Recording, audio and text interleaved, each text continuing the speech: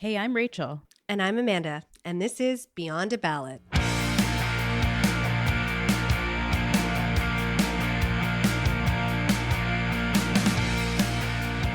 Hi, and welcome to another episode of Beyond a Ballot. I'm Rachel Siegel, here today alone because Amanda is spending some quality time with her family during spring break. My kids are too young for spring break, unfortunately, but I thought this would be a great week for us to assemble a group of young adults for a dinner party to talk about their perspectives on Canadian politics, leaders, issues, what's important to them, the US election, a little bit of American politics in there, and how we can get their generation more engaged in politics in general. So, joining me now are three very impressive young people who are all making waves through their respective media channels, interviewing some of Canada and the US's biggest names in news and politics. First, I want to introduce you to Wyatt Sharp from The Wyatt Sharp Show, Josh Oliviero. Oliviero, close enough. Thanks for having me Oliviero, on. there, thank you. From Political Debrief, and Kellyanne Brookings, host of A Few Words. Hi, everyone. It's so nice to have you. Hello, nice to be here. Likewise, thank you for having us. I'm so sorry, Josh, for messing up your last name there. I even had good. it written down. But the three of you are actually, pros in this game. You all have your respective media channels, podcasts, YouTube channels, Instagram. I feel like I'm kind of too old to be doing this almost. You guys are the ones that know this world. So why don't we start, and you can introduce yourselves to our audience, and just tell us how you got started, what you're working on, what you're up to, and let's get to know you. So we'll start with Wyatt first. Tell us about you, Wyatt.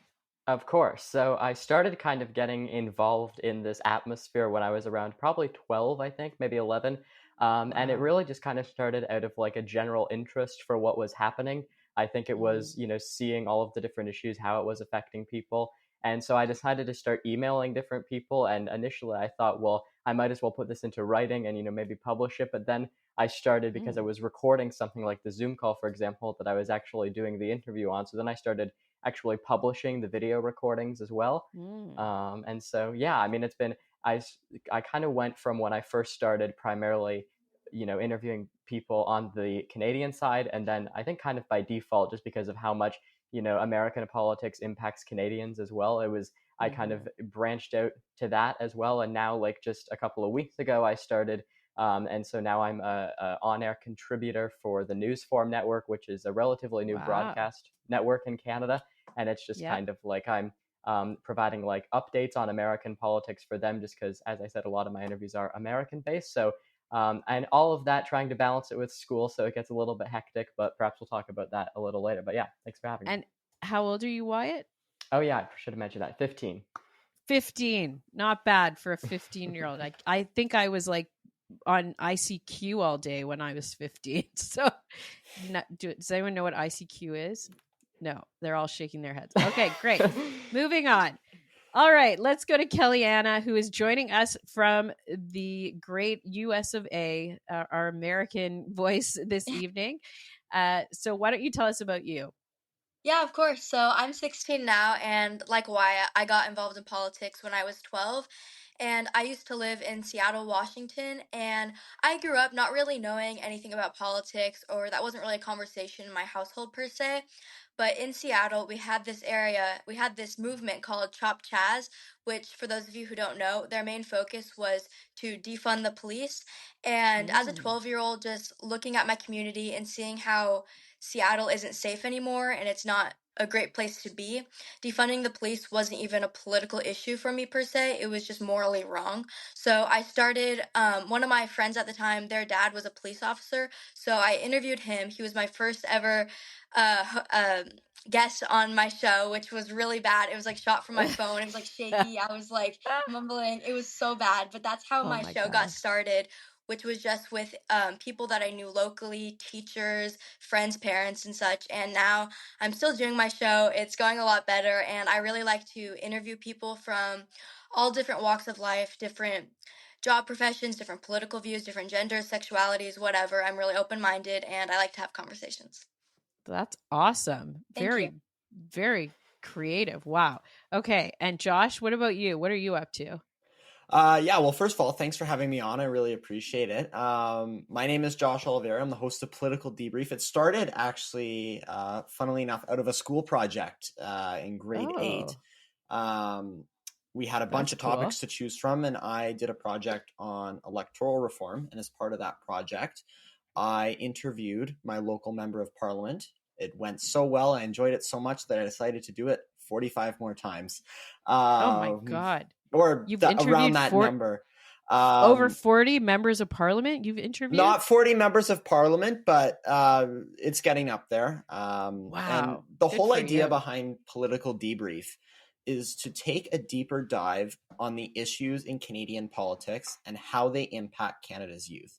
So taking a more long form, like 25, 30-minute interview with someone to get to know them, and then also getting to know their policy perspectives on the issues that are impacting young people in Canada.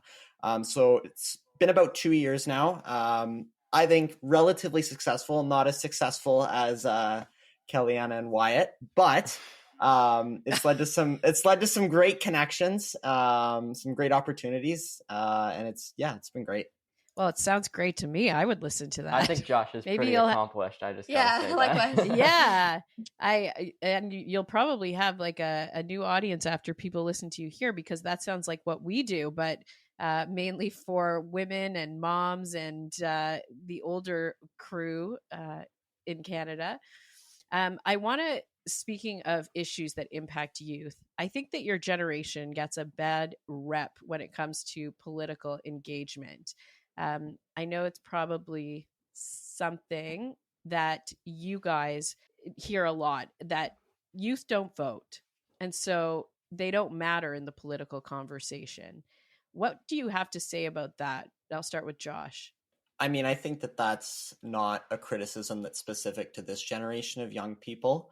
The reality is, and it makes total sense, that when politicians when young people don't have a vote or they don't feel they have a voice, I mean, it's hard for politicians to pay attention to what they're saying, because in order for our political leaders to listen and hear feedback, the feedback needs to be given, right? And the whole idea behind this show is to focus on that and to talk about that. But I think that politicians are becoming more aware that they need to recruit young people and get young people involved in their campaigns.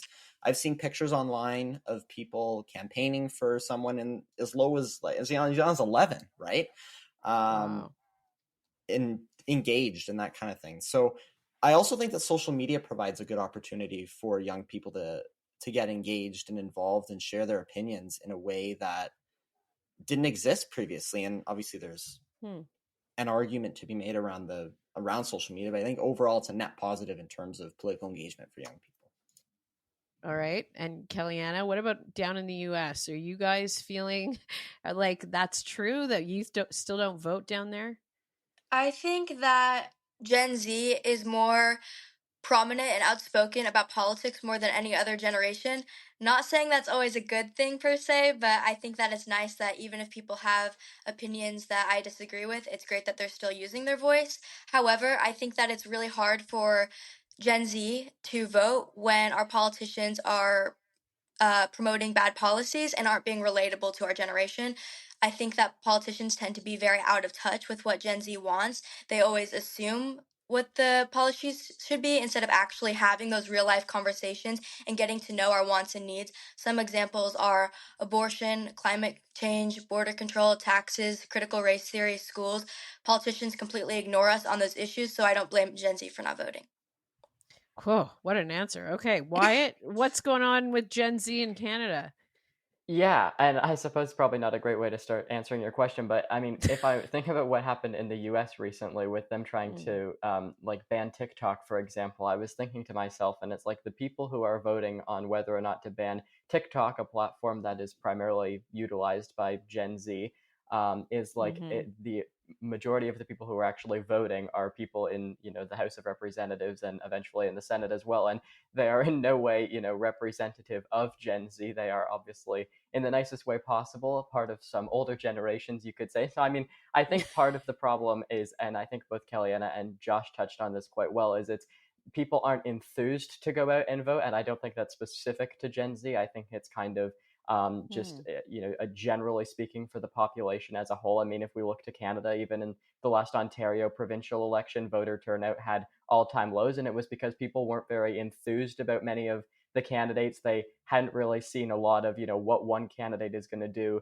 versus the other one. It was more so just kind of bashing each other back and forth. And so I think in order for young people to get more involved, they want to hear conversations about the cost of living, housing, climate change, issues that are actually going to affect them, you could say, in kind of the coming decades as they actually advance forward, get a career in the workplace, and definitely a lot less of that kind of partisan back and forth, kind of living in your echo chamber, so to speak, from within a party. Because I think right now that probably is, in Canada and the US for that matter, one of the biggest problems.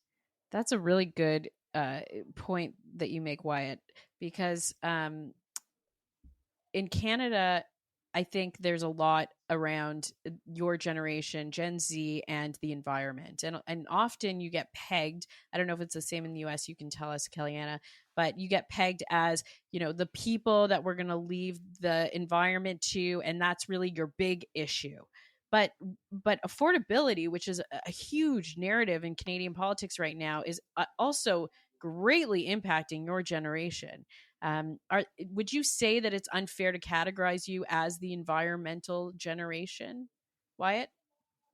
Yeah, I mean, I think to a certain degree, yes, just because like people, specifically young people who are like, say, in college, university, and they're thinking about, like, they're looking more so towards the immediate future, whereas an issue like the environment is more in the distant future. And if a young person is unable to make a car payment or pay for groceries or whatever, and that is in many ways going to be what they're thinking of, whereas the environment is something that perhaps is, at least to some young people from their perspective, an issue for later on down the road. And I mean, I got even an email the other day actually from someone who watched one of my interviews, and it was on the topic of the environment, and it was someone saying, I forget who the interview was with that they were commenting on, but they were saying how it's everyone, specifically older generations, is putting the issue of the environment on young people. But he was saying how that's not fair, how they want to as older generations actually be part of the process. And so I think as you were saying, it's not necessarily fair to characterize. I mean, it certainly will impact our generation perhaps more than other generations, but that doesn't, I guess, minimize the importance of kind of the immediate issues. Josh, does it make you nervous as to what how politicians are legislating around environmental issues? I think overall that the environment's going to continue to be a very divisive issue in Canada, especially as long as the carbon tax is involved. The carbon tax is a very divisive policy in Canada. And I think the main reason it's divisive is because the government didn't really do a good job of promoting it in the first 7 years or whatever. They've rebranded it now. It's probably not going to help. But I think a lot of the environmental disagreement that we have in Canada is around the carbon tax. And I think that if you see the carbon tax for one reason or another, whether it's we all wake up and universally agree to it, or we all wake up and universally say, get it out of the way, you're going to see a more unified front on the economy. Because if you pull back the carbon tax layer, you're going to see in the liberal and the conservative platforms, they actually have very similar ideas around investment in green technology, carbon capture, and renewable energy, electric vehicles, that kind of thing. They're actually pretty similar if you look at it. It's just that the carbon tax seems to be dominating the environmental debate in Canada and has for the last 8 years.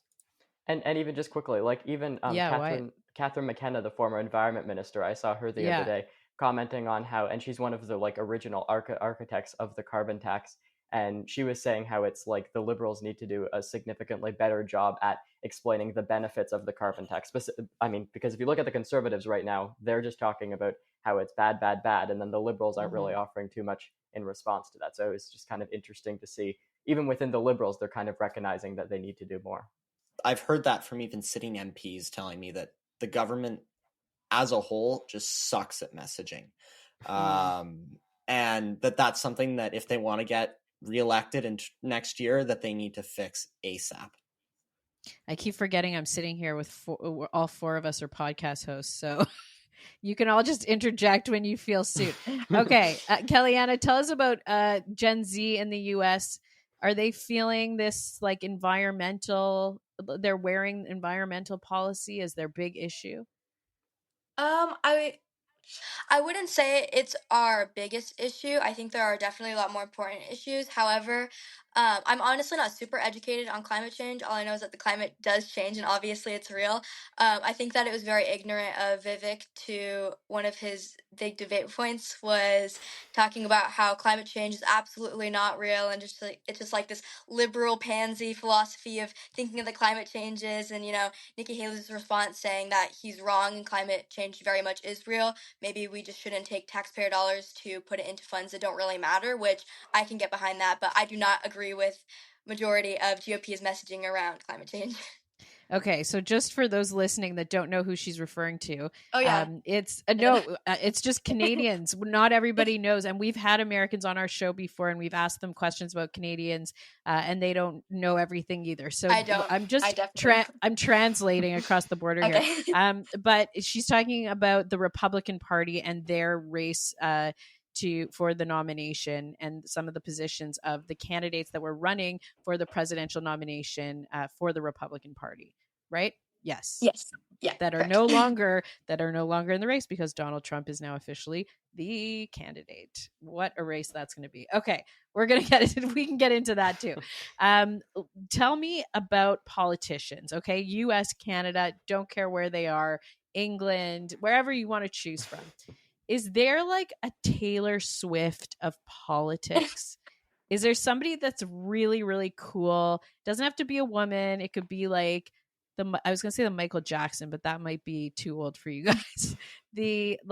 Somebody that's really awesome. That's kind of the person that Gen Z is watching. Wyatt, you're nodding. What do you think? I know. I don't know if Gen Z's watching them, but particularly me. It was one of my dream interviews until she stepped down. But I really liked Jacinda Ardern, who was in New Zealand. I thought she was like really, really good.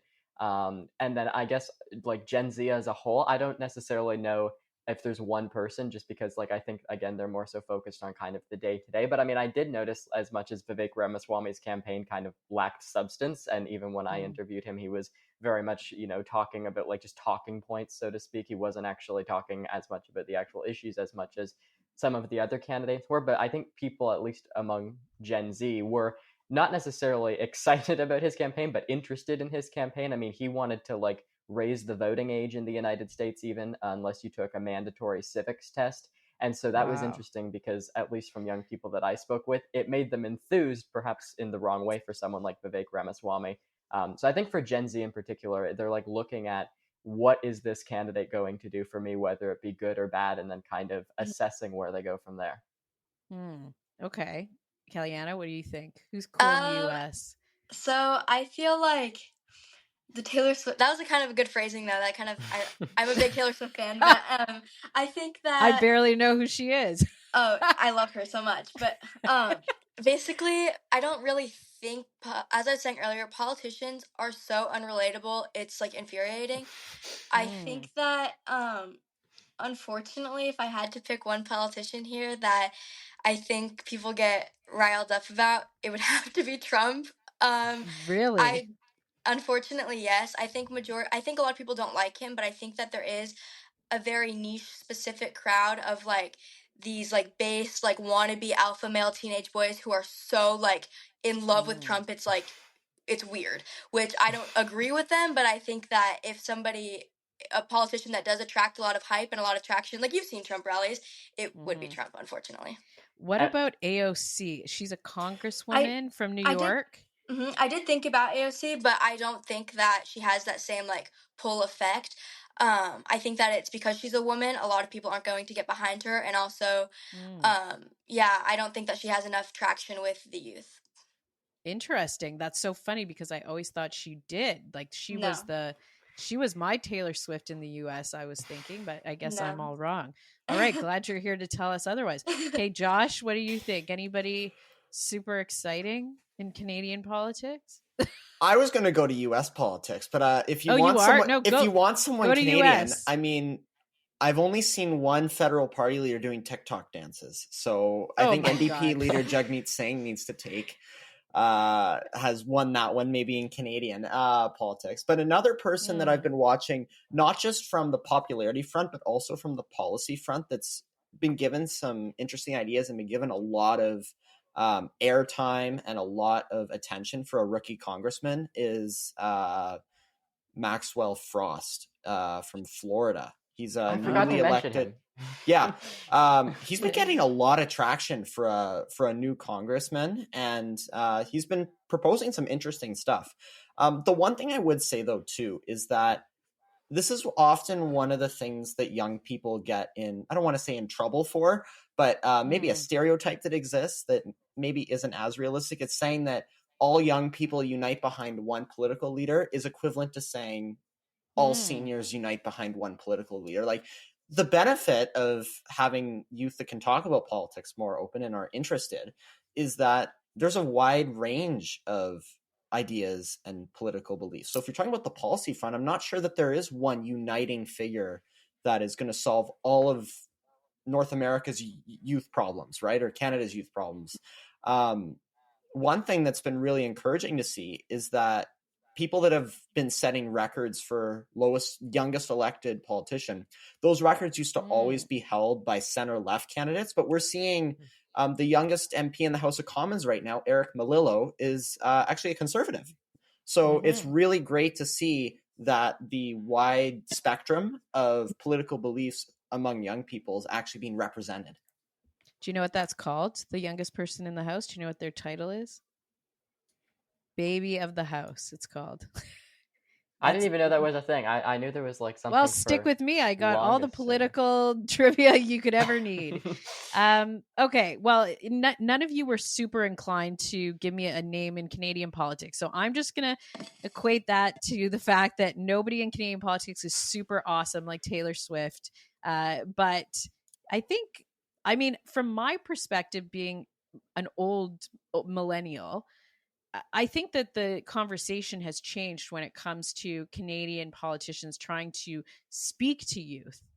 Would you guys agree that there's, I mean, you referenced Jagmeet Singh and his attempt to engage some of the youth on TikTok, but I think there's other politicians that have been doing it also. Is that something that you would agree with? Why? Yeah, I also forgot to mention too, Yeah.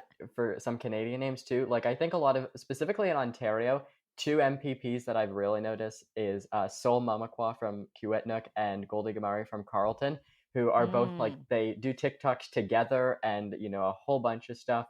And they're just like, even I was a page at the legislature back like when I was first kind of getting started in politics and journalism. And I noticed that like Goldie Gamari and Sol Mamakwa were like the two who are always talking to the young pages and stuff who were there. So anyways, super enthusiastic about them. They're super great. But sorry, repeat your question. That's awesome. No, I mean, I think that people have made more of an effort to try and speak to youth. Of course, yeah. Generally, Canadian politicians. And so maybe that is a social media thing and just the fact that so many youth live on social media. But would you agree that there's been more of a concerted effort to try and engage youth in the last few campaigns? Do you remember the last few campaigns? Yeah, I was like, well, when I interviewed two of the major party leaders, Justin Trudeau and Erin O'Toole, in the last campaign, and when I was interviewing them, probably because at least particularly then I was like 11 or 12 years old interviewing them, and so my youth was a lot more noticeable, and so like I would bring up an issue and they would keep on driving it back to how it relates to young people. So I think they realized the importance, specifically as young people are like making up a larger and larger portion of the voting population. And, you know, they're on social media and these politicians are on social media as well. So reaching them is a lot easier than, say, a senior who does not know how to use social media, does not have a cell phone or anything like that, because for someone like that, politicians have to rely on, the traditional door knocking and such. Whereas for young people, it's like they can get information to them at their fingertips, whether it be through like, mass text messages to people. I notice in the presidential race right now in the US, like for some reason, even though I'm in Canada, because I like am signed up for their press lists and stuff, they'll like send out messages and stuff, and they'll be like, can we count on your support, very much like Canada would do. And so it's definitely easier to reach people through social media. And again, I think kind of by default, because young people use social media so much, it's a lot easier than it used to be. That texting during campaigns actually came from the 2008 presidential race in the United States with Barack Obama. That's the first place that it started. And Canada's now doing it. But I like that you equate our campaigns to the US, that because we were so far behind. But it seems that, the playing field in your mind has been leveled, which is so great. I'm glad to hear that. Kellyanne, what about the US? What do you think? Trying to connect with youth. I think sometimes people try, but it just kind of comes across as out of touch and really cringe, because I was at a Republican ballot counting the other day, and we had a group of teenagers, and we played like a game called like Can You Spot Anybody Under the Age of 50 in the crowd, and we couldn't, besides us, because everybody is so old, and it's really frustrating and infuriating and so out of touch and unrelatable when all of these people that are seniors are trying to talk about policy that affects youth without actually bringing in youth voices. So there was a Q&A section, a portion, and I went up and asked a question. I said, how do you think that the state I live in, Republicans can reach Gen Z? I think that issues that are important to them are abortion, climate change, education, and critical race theory. And I just got like a roundabout not answering my questions type of response. And then also on this, I don't know if you guys watched it, but with the State of the Union response, Republican response of Katie Britt, that is the epitome of how out of touch politicians are. They picked her. I know what they did. They picked her because she's a young, pretty woman, and they thought like, ooh, this would be relatable. She's pretty, but she didn't know how to speak to anybody, which is really frustrating. And of course, the GOP decided to put the woman in the kitchen. It's just the optics that they chose is absolutely, it's gross and out of touch and very cringy. Her response was really bad, and they shouldn't have chose to do that. It just again shows how out of touch politicians are. And I think SNL did a skit on her response. It was they so did, bad. And it was accurate and spot on, because she looked stupid and made the GOP look bad. Oh my God. Okay, what are the Democrats doing though? Are they talking to youth? Absolutely. I think that unfortunately the Democrats are so much more in touch than the GOP is. I think I disagree with their policies, obviously, because I do lean right, but I think that they are out there campaigning. They are on social media. They are having President Biden meet Olivia Rodrigo. They are making the TikToks, even though they're cringy. They're doing everything they need to do to actually appeal to the younger voters. Regardless if the policy is good or not, Gen Z is going to see the relatability. Oh, interesting. I've seen Trump dancing. Maybe is he on TikTok? I don't know. Is he allowed to be on TikTok? That's the other thing. Like, if he's not allowed to be on any of these social media platforms, how does he talk to youth? I don't know. Rallies? I don't know. Probably better for him to stay away from youth, to be honest. Anyways, that was a very partisan comment on my behalf. Okay, but it was American, so it's fine. Josh, what do you think? Anything you want to contribute there? I appreciate the insight from Kellyanne. I think that overall the difference, the core difference that has a big impact on the landscape of American politics compared to Canadian politics is just the way that their elections work and the way that their government works. You have the Democratic Party and you have the Republican Party. So if the Democrats are doing something, the Republicans can't do it. Otherwise, they're not going to have any policy difference. Or that's the theory, right?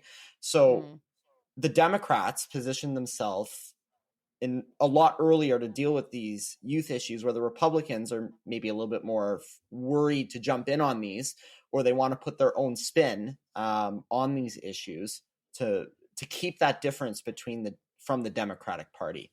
The other thing too is I think that from a political standpoint, and this goes across the border both ways, certain parties have done the math. They know what their base is. They know who votes for them.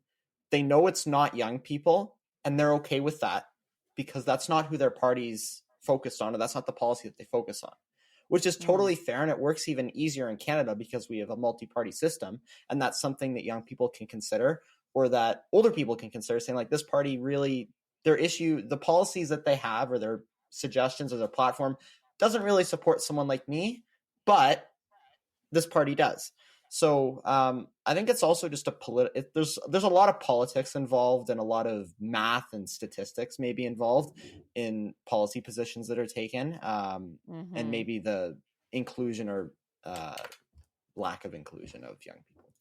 Oh, absolutely. And I think that goes back to the question I asked on whether or not, youth not voting is playing into policymaking. It, of course, is a calculation. Everything's a calculation in politics. But speaking of numbers, the voting age in Canada and the US is 18. Should that be lowered? Yes? No? One of you shaking your head? No, Okay, it should not Kellyanne. be lowered. It should not be lowered at all. I like to talk about politics. I have a lot of opinions. I give them when they're not needed. I'm outspoken. But I don't think that lowering the voting age is the best idea at all. I don't even think there are some 18-year-olds, some 30-year-olds, some 40-year-olds that are mature enough to vote. I think that there are a lot of young kids. I think opinions change very often, and there seems to be a lot of misinformation going around, especially with Gen Z so prominent on social media. I think lowering the voting age would only do more harm than good. What should we should we make it older? Like, it's I don't 21 to drink alcohol in the US. Should we change it to 21 at least?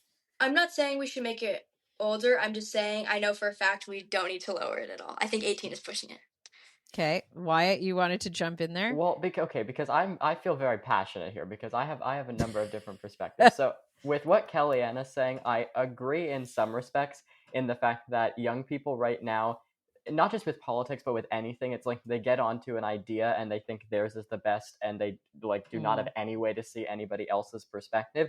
And so I think to a certain level that creates a little bit of harm, you could say, if they were to actually go and start voting if they were, under 18. But on the contrary to that, I think, as it was said earlier, it's not just, young people who aren't involved in politics, it's people of all age demographics. And so we really, I think, if we're going to look at it for young people and say, young people aren't engaged, we need to say, well, neither are people who have been voting for several decades. And then just additionally as well, like if we're looking at someone who is 18 years of age, they're getting into like a very busy point in their lives as well. Like they're ending off high school, heading off to university and college. And in the US in particular, I think it's a bit of a, more complex environment. Canada, I think, might be a little bit simpler, but and in Canada, there's been bills and stuff that have tried to rectify this and actually lower the voting age. But I mean, as I was saying, and going back to that point, if we were to lower it in Canada, I mean, I think a lot of the benefits would be that people are going to get civically engaged from a younger age, and they're going to be able to, feel a sense of responsibility. And that will be like one of their major responsibilities if they're 16 again, whereas when they're 18, they're going to have multiple responsibilities. They're ending high school, going into university, as I said. So there's, I think, a lot of different aspects of it. And I guess you just kind of have to look at it from all perspectives, but it's good and bad. But at 16, you have to learn how to drive a car. That's what I was going to say. And Wyatt raised an interesting point, and I have actually done a lot of research on this topic because actually one of the first episodes I ever did was with NDP MP Taylor Backrack, who proposed Bill C-210, which would have lowered the voting age to 16. And it actually came up for a vote in a couple hours of debate in the House in early 2022. And the vote obviously failed, but it was an interesting conversation. And I think what Wyatt mentioned was really interesting about that 18 to kind of 25 year. Those are the busiest years of people's lives. Most of the time they're go, go, go. Wait till those people have kids. They're then learning how to really and busy. The other thing too is they're learning how to become adults while they're studying for something while they're studying a field that will determine their career for their life, right? It's a lot foundational of time. Yeah. And there is some research to show that if you give people the vote earlier, they vote once, they go through those crazy years, they don't vote, but then they come back to it. And the other thing too is there has to be consistency. And I think that this is something that a lot of the proponents of the bill have said. And that's you're an adult at 18. There's a reason that we don't say you're an adult, here's your driver's license, right? And I think that that's a point that a lot of people that support the bill would say. But it is a very complex issue. Anytime that you talk about democratic reform, people are really passionate about it because they want to protect democracy in Canada, in the US. And it's a really difficult issue to actually make ground on. But it's good to have these conversations, I think. And it is interesting to note that there is support for this idea across party lines. And for all demographics too, like it's like if you're talking to a young person, and again for all demographics, but particularly for young people, the common response that I get if I ask like maybe an older cousin or something like that, someone at our cottage or one of our neighbors, this is the most recent example that I remember this, but I'm asking them, I'm like, so did you vote, or who are you thinking, or whatever, and they're just like, why would I vote? I don't have anything to gain. They're all the same. And I think that's really what we need to at least aim to reduce is, and again, it's not just amongst young people, but just everyone feels this way in some regard. People think, politicians are out here, they're, looking to do what'll benefit them in their political career. And if we look to the US right now too, I mean, Canada does a better job of it and our leaders are younger and what have you. But in the US, it's like, I don't know the exact statistics, but I don't think it would be too far off to say that the average American senator is probably in their, late 60s or in their 70s. And it just doesn't really, nothing against Joe Biden, because of course he's the president. He's done a lot of good things. But he was in the Senate for, several decades before he went on to become the president. And so I think a lot of people look at what's happening in the United States in particular, and, they're seeing all of these people who have been in office for so long, and they can't help but look at it as anything other than, trying to advance on their own career rather than do what they were elected to do, which is ideally help the people that, are their constituents. It's so true, actually. I've never really thought about that. But in the US, it's kind of like this race to say who's younger, Biden or Trump. And in Canada, it's like who's older, Pierre or Trudeau? Like they're so young. No, they're old. They're old enough to be PM. So we kind of have opposite issues here. I want to ask two final questions and then we'll wrap here. But I could keep you guys here all day and pick your brain. My second to last question is, what can political parties be doing better when it comes to messaging around youth? Like, what would make, if you were advising the Liberal Party of Canada or the Republican Party, and they came to you and they said, you guys are amazing professional communicators, how do we change our messaging to engage your demographic? What would your advice to them be? Kellyanne, do you want to start with the US? Yeah, so as for the GOP party in America, I think that if I were to be able to help them with their messaging, I think for starters, hiring like a Gen Z social media manager, a few of that, I think that would be very beneficial, very helpful. I think like coming to schools and having those conversations, because I don't know about Canada, but I know here sometimes local senators or representatives will like come in and give speeches every once in a while or such, like just to come connect with schools. I think that if like big name politicians did that, that would be really beneficial because you can actually do the Q&A type of vibe, which I think would go a long way. Because as I said before, politicians guessing what people want versus actually listening to them for what they want would be a game changer for sure. So those are my two things that I have for right now. Just actually listening to what the younger generations want, because even if some of us can't vote yet, we will be able to vote, and this is our future. Exactly. Okay. What about you guys? What do you think? I Who think. wants to go first? What? Oh, sorry. Yeah, I think. To be completely honest, for most political parties and most politicians, stop doing what you're currently doing. I think like I'm scrolling on TikTok or my phone right now, or on a random night after I get home, and I like see a politician trying to be relatable, but it's really not the best way possible. Yeah. And I think Kellyanne has touched on this as well. Like it's just like, please, like honestly, young people just want to know what you're going to do for the issues, because in many ways young people still see politics as divisive and hateful. Yeah. And of course we need to work to change that, but at least for the time being, they just want to be able to tune in, hear what politicians are going to do for them, and then tune out after they're done. And they don't want any of the back and forth. But in Canada, I think we are doing a fairly good job of engaging young people. I've done a lot of work with Civics Canada, with their student budget consultation and their student vote. I led some panel discussions and such for them. And there were young people who came out. We were on the Hill a little while ago when I was, facilitating some interviews and such for civics and for one of their programs. And they actually brought in students who were there. They got to interact with all of the MPs who were there as we were doing the interviews, ask them questions. And it was just cool to actually see them engaged in an informative and positive way with both the MP and the actual students as well. They were going back and forth and even in some cases engaging in debate, but it was, I guess, kind of like almost a masterclass as to how to do it respectfully for young people, because I think young people look on the TV, or they're listening to a podcast or something, and they just hear people, going at it constantly, arguing with each other, same thing for social media, as I said before, living in like these echo chambers, so to speak. And I think young people think by default that it's like we have to be the same way, whereas in reality, it should just be, at least as much as possible, trying to engage in positive conversation. Because you'll notice, like, when the cameras are off, politicians are, regardless of party, talking to each other in very positive ways, asking them about their personal giving lives. away their secrets. Yeah, well, it's like, it's just, I don't know, it's very much like politicians. I think if politicians were in public, a lot more like they were in private, then it would go a lot better for them. And I think people would perhaps start to relate to them a little bit more. Yeah, I think that's a great point. Josh, what do you think? I just want to first of all restate what Wyatt said about Civics Canada. They do some amazing work. If there's any teachers listening to this, they're an amazing organization. They run a mock election, or they call it a parallel election. Student budget consultation. They'll actually arrange for an MP to visit a classroom. They do some great work. Anyway, awesome. The other thing that I wanted to mention is that I think that something that all political parties need to consider is just the way that they're delivering their message to young people.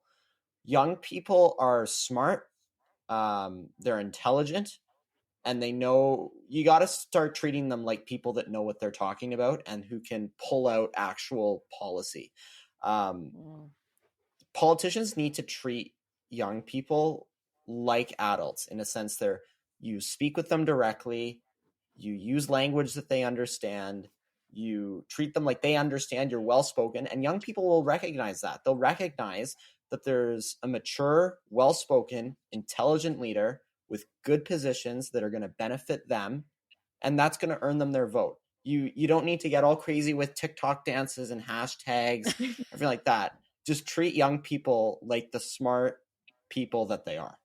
I think, too, just to add on that quickly, that is why I think Pete Buttigieg came off so well to people. It's just because he was just like, he was talking to everyone in a normal way. He was, talking about his policies. He was just a charismatic person, and he wasn't like adding in so much other nonsense into kind of the dialogue. And obviously it didn't work out for him, but to a certain degree it did. I mean, he was a mayor from a town in Indiana that no one had ever heard of, and now he's the transportation secretary in the US who came in first in the Iowa caucus in 2020.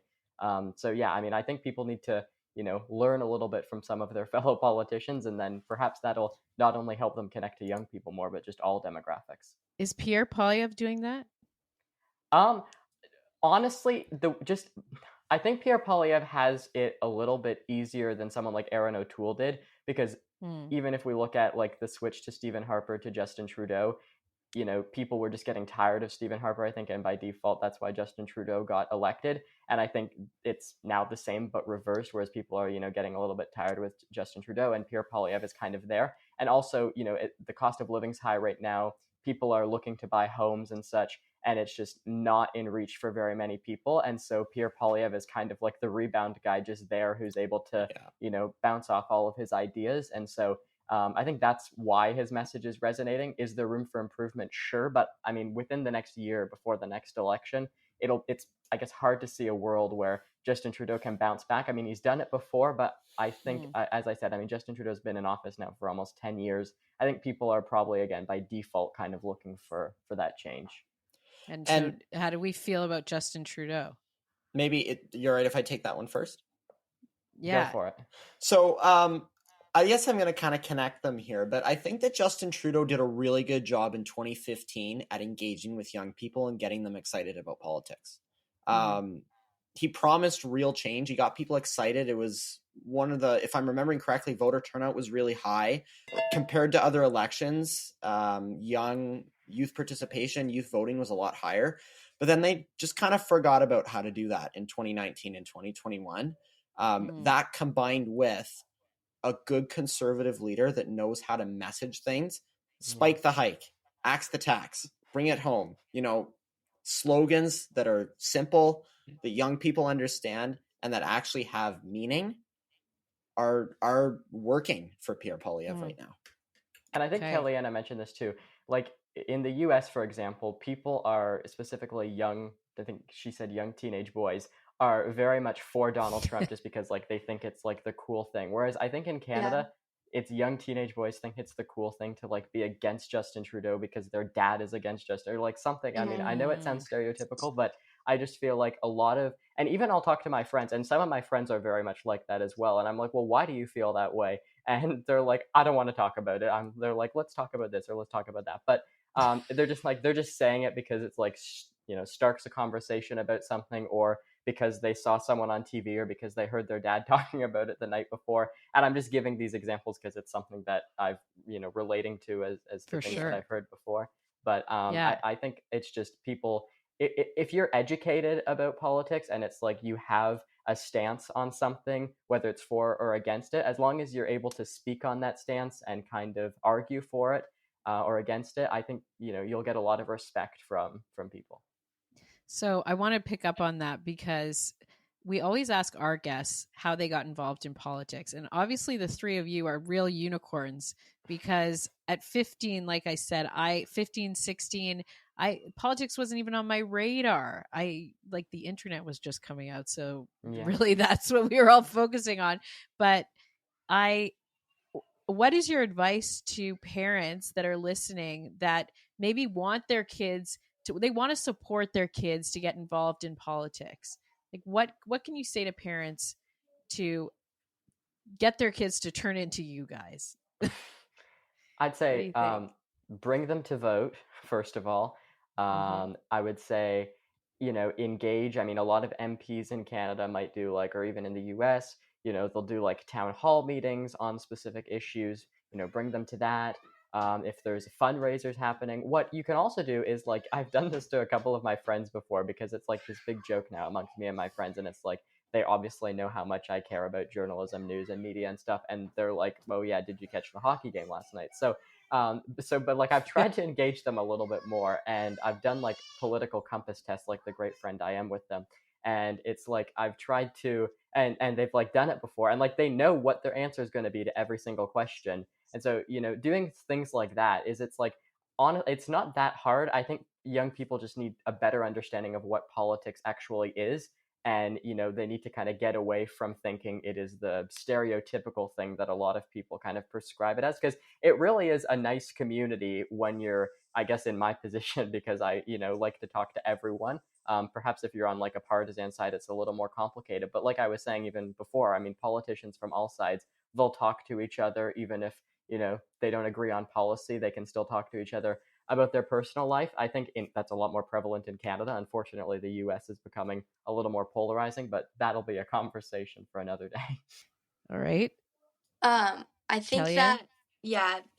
when considering being involved in politics, don't make it your whole life. Learn to be well-rounded, because I think it's really interesting when there's those homeschooled Christian perfect family teenage influencers who film from their basement and haven't been to school board meeting in their entire life because they don't know what it's like to be in public school. They've never been affected by an actual policy, or people making fun of you because you're so outspoken no matter what your views are. So I think, learning to be well-rounded and actually know what you're talking about.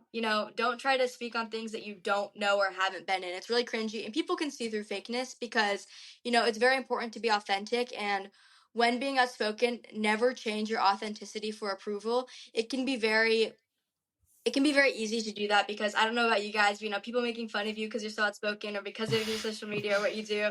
They think you're cringy and an NPC and all of these things. But, never change your authenticity. It's keep being you, be confident enough, and have the courage to be disliked to keep speaking out. Did you say NPC? What does Oh, that mean? yeah. It means It's kind They're of all hard to laughing at explain. me. It means you're very like robotic, very like Oh, okay. yeah, very robotic. I guess that's how I'd explain it to somebody who doesn't know. I'm going to start using this word cringy because I've never used that I know before in you're my so life. good. It's so good. Okay. Josh, what do you think? In terms of getting involved in politics, just start small. Like pick an issue that you care about in your community and get involved. Contact your MP or your congressperson or whatever. I think that you'd be pleasantly surprised by the number of, I'm going to say MP because this is a Canadian show, the number of MPs that genuinely want to hear from young people in their community and want to engage with young people. So email your MP, ask for a 15-minute phone call, and I think that you will be pleasantly surprised by what you hear from them. The other thing, too, is just the question was how can parents support their kids at home? Talk about issues. Watch the news. Like, talk about it. Take different perspectives of an issue, better understand, and just be interested, do research, and stay updated with current affairs and events. And if they do want to pursue something in politics, whether that's being a politician or supporting a politician or working in the public service, that research, that news that you've been collecting, that greater understanding of our Canadian democracy and our society is going to help you a lot in the future, not just in government and politics, but across your whatever your future job is. Being informed about what's going on, about what's going on in the world, what's going on in your community is going to help you in so many ways, and knowing how to get involved with an issue you care about. It's why civics and civics education is so important. And that's civics what we're trying to do here. Civics also has, I was going to say civics also, I think Josh might have mentioned this, but they have this thing called Rep Day and teachers can sign up for it. And it's like civics facilitates the entire thing. And it gets the MP in the classroom and, talking to different students and such about their jobs and everything. There's like a lot of resources out there, not just from civics, but other organizations as well, from like an educator's perspective or from a parent's perspective, or even that, students can utilize themselves that will, I guess, kind of help them get their foot in the door, so to speak, during, I guess, what can seem like a relatively challenging thing to start doing. So what do we see from you guys? Are you going to college? Are you going to journalism school? What's the plan? You got a few years. I think for me personally, definitely. I think I want to continue with, so with what I'm doing, I like to talk to people from all sides. And that's obviously what a journalist does and what someone in the news media does. And I definitely want to continue that. I think it's good to ask the questions. And the one thing I always like to say is to cover the news and to not be the news. And unfortunately, in the media landscape, at least relatively speaking, particularly in the United States right now, like you look on Fox News or on the contrary to that on MSNBC, it's like right-wing hosts and left-wing hosts, and the amount of bipartisan journalists who are just down the middle asking questions is becoming, fewer and fewer. So that's something that I'm super passionate about and that I want to definitely continue, I think. Just because it's like it's why people are tuning into the news. People aren't tuning into the news for my opinion or for the opinion of whoever's anchoring a show. They just want to know what the news is, and then perhaps some analysis from a guest on how it's going to affect them. So by going to journalism school, hopefully it'll make that a reality later on. Hopefully journalism schools are listening. Josh, are you going to journalism school? Honestly, I'm not sure, but I know we're running out of time, but I just want to add on to Wyatt quickly. He raised a really good and an important point about the media landscape. Too often, asking difficult questions makes you partisan. Just because, there's not always two sides to a story, for example, or there's not always two equal sides to a story. You can't have someone that says it's raining outside, and it is raining outside. Well, let's hear from someone that says it's not raining outside. Facts are facts. And what's happening in news is we're starting to ask people what their opinion is on whether something is a fact. I've got to just say quickly, I interviewed Carrie Lake a little while ago, and I asked her about her claims that the election was stolen, and I was like, how can you continue to make this claim even though there's no evidence, I think was my question.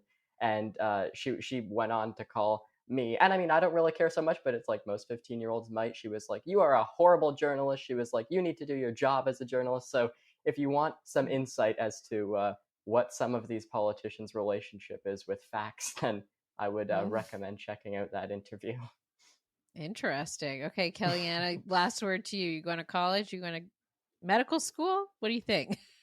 Well, thank you for having me. I appreciate it. And yeah, I plan to go to college, majoring in journalism, communication, something in that realm. But I'm actually very passionate about helping with special needs students. So I want to do something with that in college. Next year at my high school, I'm going to be taking one of my classes to go work with students in schools. So that will be really awesome to be able to see how I can help with special education programs in schools. Fabulous. Wow. Well, you all have such incredible careers already and such bright futures ahead of you. We'd love to have you back to dive into some policy. I know this was a bit high level, but I know each of you can dive into the policies that are being talked about and debated within both of our countries. So we'll have you back in a few months to talk as elections ramp up here. We'll see. Yeah, and Kellyanne, yours down. Yeah, crazy election year. Yeah, Kellyanne's got a big one coming up too. All right. So Josh, Kellyanne, and of course Wyatt, thank you all for joining us, and we'll be right back. I hope you learned a lot. I sure did. That I'm definitely too old to ask about Taylor Swift, and that was kind of cringe. Anyways, next week we have an amazing episode for you. We are taping our first in-person live podcast taping in Vancouver on Monday. So next week you'll be able to hear that live on the podcast, our sit down with Selena Robinson, the former finance minister of British Columbia, who recently left the NDP caucus. So probably one to listen to. We'll talk to you next week.